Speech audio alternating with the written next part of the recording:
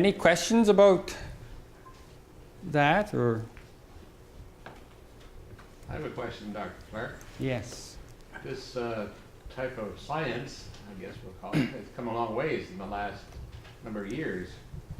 So here we are today.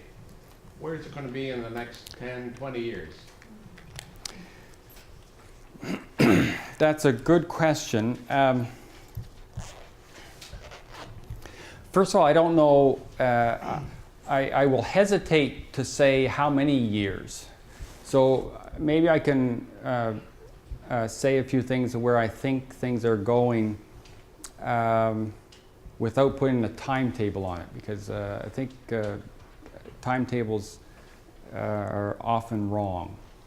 I think there's, on the one hand, I think we're going through a period where imaging and technology has actually helped from a surgical point of view, because we can see things earlier, more clearly, and we can deal with them more effectively.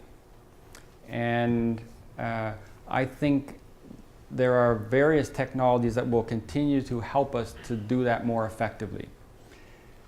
However, if I had to peer into the future, I would say that the major changes are going to come from a molecular and then medical perspective.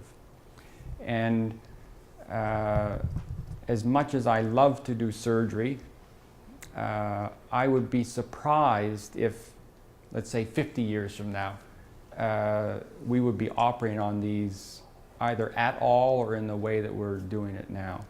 And prolactinomas is a good example of that. 20 years ago, prolactinomas were being operated on very commonly, and now virtually none are being operated on. So I think that I think in the overall treatment of these kind of things, I think medical slash biochemical understanding of the tumor biology will enable us to provide more effective non-surgical treatment. I think the other part of things, which is, excuse me just for a second, I can take that, which is relevant to this, is that I think more effective treatment can be given if we know about and can deal with the problem earlier in its time course. And we know that at this stage we're still very late in detection. So I think those are kind of a couple of areas where things will really make a significant difference in terms of treating patients. Okay, thank you. Can I ask what Yes. the waiting period is to see a specialist if a regular GP inquires or refers? Yeah, so the question was the waiting period to see a specialist. The waiting period from someone who has had acromegaly to when it's detected finally is years.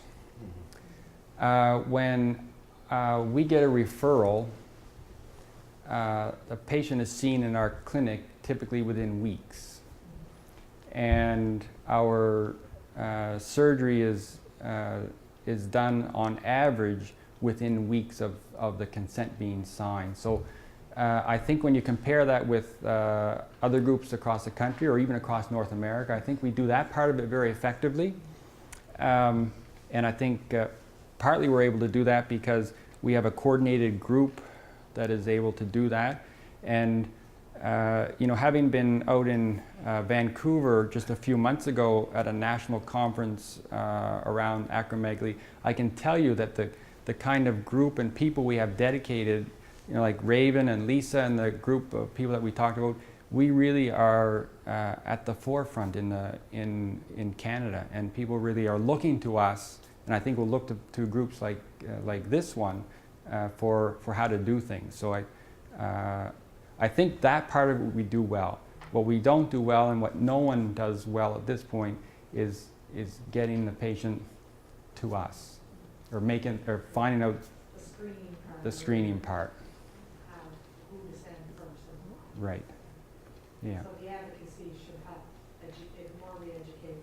I think- people get. I think education is very important, and developing a screening tool that is the appropriate one. Yeah. My first operation was back in the 80s. But it changed between the 80s and now. Yes, tremendous change. That time there wasn't even an endocrinology clinic. Right. So it's quite a change now. Yes. People to talk to, Yeah. people in the group, almost like AA, you'll probably ask somebody. So you got somebody here that supports you. You know you're not alone. Mm-hmm. Yeah. Oh, yeah. No, I think that's very important, particularly with problems that are not common. Sometimes you can think that you're going through this alone and no one else understands you, and you can have real problems sometimes when you might otherwise look fine, and it's hard for people who don't understand this to really appreciate that. So I think there is a lot of value in the collective, if you like, of this kind of gathering. Do you think this is passed on to children? Do you think their family? No. There are some very few genetic syndromes and so forth where that's the case, but the vast majority are not transmitted genetically.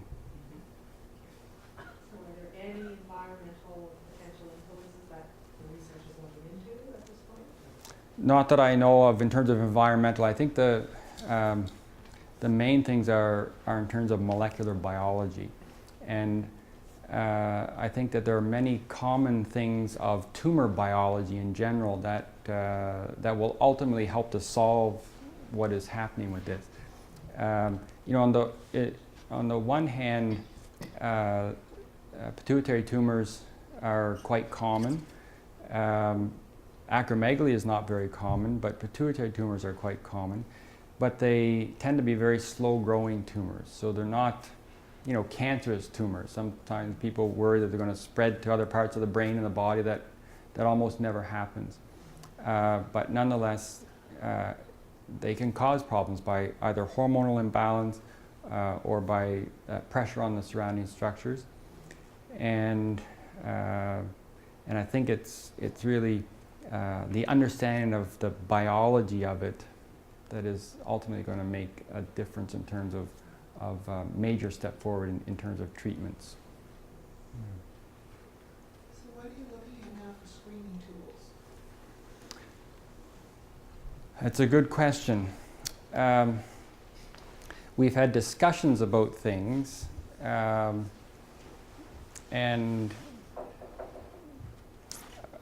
we don't have a good one.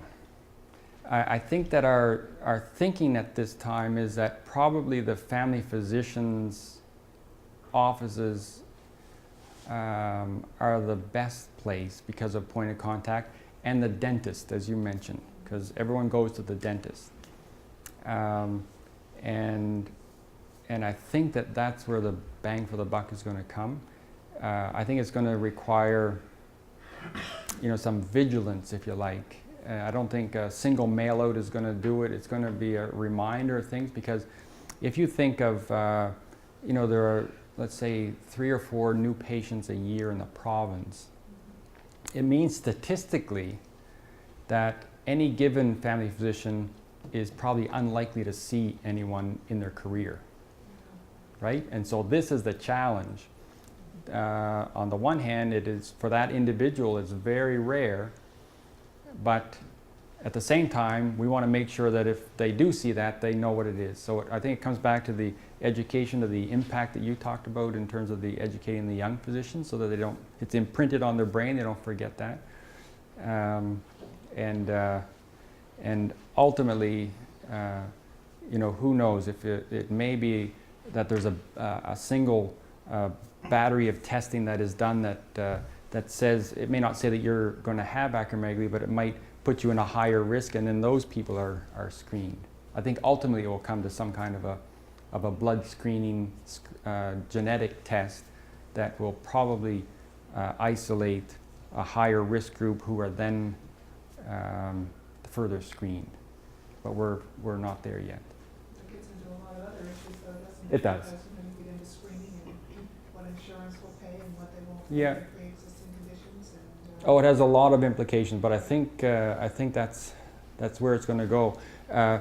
Particularly if I think it's less problematic than some other issues, in the sense that this is a treatable, manageable kind of problem, particularly if it's caught early, as opposed to find out something about which you can't do anything. Right. Yeah. How about, people give their bodies to science? Yes. Is there any value in our brains being used, related to? That's a great question. I would, from a scientific point of view and research point of view, I always say yes to that. What we don't have at Dalhousie at the moment is someone who is doing basic science research specifically around pituitaries. But that may change. And Dr. Cushing had, Yes. that's what Yes. they may think that. Yes. No. It's a great point. And as you know, at Dalhousie there is a brain bank for that Dr. Darvish has been spearheading from neurology, and he has a particular interest in Alzheimer's disease. And having tissue is an important part of things. So I guess my short answer to that is I would hope that maybe in the next short while I might be in a position where I'd be coming back saying, look, you really should do this because we have the infrastructure now to really look at some important things. If you could compare, if you had 5 Right. or 6. Yep. Yep. Because that's what I'm thinking. Yes. Maybe down Yeah. Yeah. No, it's very a very altruistic but important way to think. Yeah.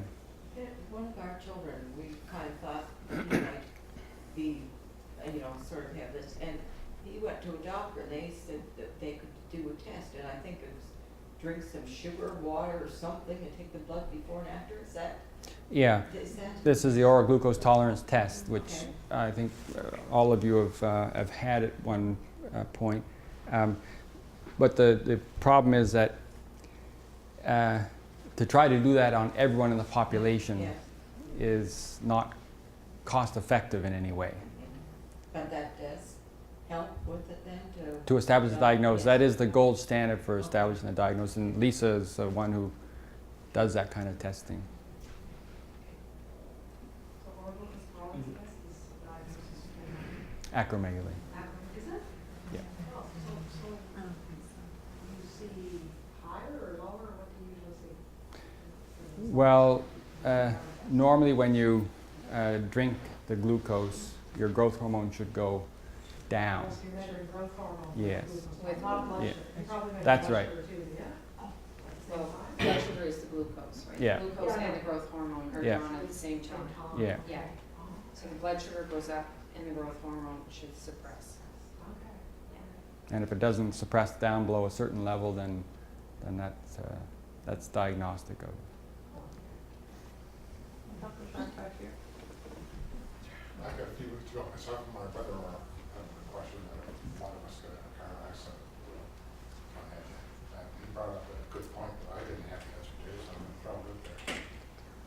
Say, for example, my brother who has the same blood type I do, was in a car accident. When I do donate him blood, is there any difference in my blood and his blood? No, it's all the same. If you have the same blood type, there would be no problem. You would not be excluded from donating blood because you have a pituitary tumor. Is that what you mean? Yeah, just Yeah. because of the IGF-1 or my thing. No. No. Good to know. Yep. I'm Yep. a little surprised at the frequency, 3 to 5 per year, I think, in a population of, what, 1 million? Yes, population studies would say in the order of 3 to 5 per million per year. Is that consistent across North America or across Europe or whatever? And is the frequency so low because of the problems with screening? Or is it so low because you think that's naturally a natural occurrence? Right, that's an excellent point. As with any population studies, there is variation. How much that variation is, I would have to go and look at. But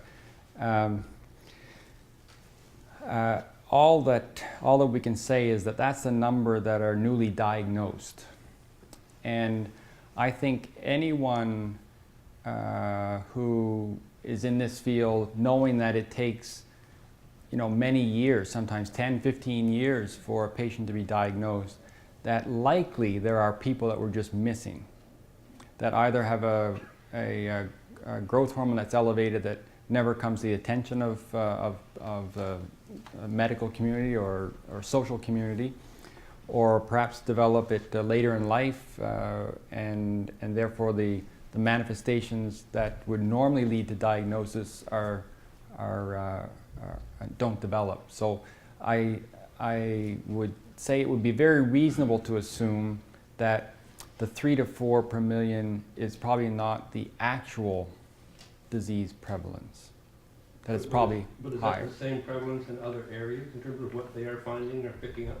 I'm not aware of any significant differences across, for example, across Canada or even in North America.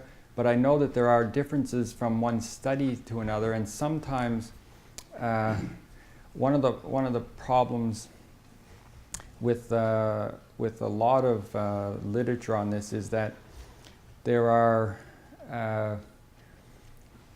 because it's a rare condition, particularly in the U.S. system, people tend to come to certain major centers, and so their numbers are hard to then extrapolate to a population basis because they're seeing people from all over the place. One of the studies that our fellow Khalid is embarking on is actually this very question for our region, because compared with many other places, including in Canada, where sometimes you might go to Calgary, or you might go to Edmonton, for example. In our region, people tend to relatives to other places tend to stay and live here, and they tend not to go to other medical centers. And so it provides an opportunity for us to look at this from an epidemiological point of view. So we should have that information for our own area, I would think sometime in the next 6 to 9 months or so.